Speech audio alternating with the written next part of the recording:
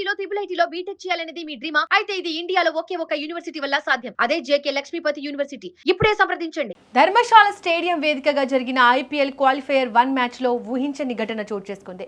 RCB Gujarat Titans మధ్య జరిగిన ఈ పోరులో సాయి సుదర్శన్ అవుట్ అయిన తీరు ఇప్పుడు క్రీడా ప్రపంచాన్ని ఆశ్చర్యపరిచింది. క్రికెట్ చరిత్రలో ఎప్పుడు చూడని రీతిలో బ్యాటర్ అవుట్ అవడంతో అందరూ షాక్ కు గురయ్యారు.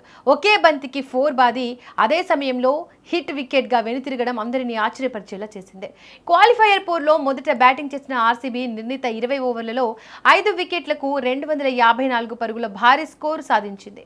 కెప్టెన్ రజత్ పట్టిదార్ 33 బంతుల్లో 93 పరుగులతో విధ్వంసం సృష్టించాడు. అతని ఇన్నింగ్స్ లో 9 సిక్సర్లు ఉండడం విశేషం.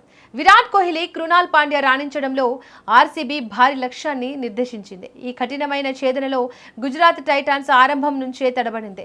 శుభ్మన్ గిల్ త్వరగా పెవిలియన్ చేరడంతో ఒత్తిడి పెరిగింది. మరో ఎండ్లో బ్యాటింగ్ చేస్తున్న సాయి సుదర్శన్ ఆరంభంలోనే దూకుడు ప్రదర్శించారు. 3వ ఓవర్ వేసిన డఫీ బౌలింగ్ లో సాయి సుదర్శన్ కళ్ళు చెదిరే కట్ షాట్ ఆడాడు.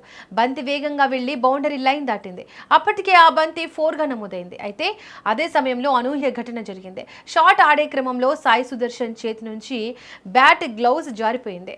ఆ బ్యాట్ నేల మీద పడి స్పిన్ అవుతూ వికెట్ల వైపు వెళ్ళింది. అనూహ్యంగా ఆ బ్యాట్ వికెట్లను తాకడంతో సాయి సుదర్శన్ హిట్ వికెట్ గా నిలిచారు. క్రికెట్ నిబంధనల ప్రకారం బ్యాటర్ క్రీజ్లో ఉన్న బంతి బౌండరీలోకి వెళ్లిన వికెట్లు పడితే అది హిట్ వికెట్ కిందికి వస్తుంది. గతంలో ఆయుష్ బదోని సిక్సర్ కొడుతూ హిట్ వికెట్ అయ్యాడు. అప్పుడు అతను షాట్ ఆడుతూ తన శరీరంతో వికెట్లను తాకాడు. కానీ ఇక్కడ సాయి సుదర్శన్ సందర్భం పూర్తిగా భిన్నంగా ఉంది. బ్యాట్ చేజారి నేలపై పడి అది తిరిగి వచ్చి వికెట్లను తాకడం చాలా అరుదైన దృశ్యం.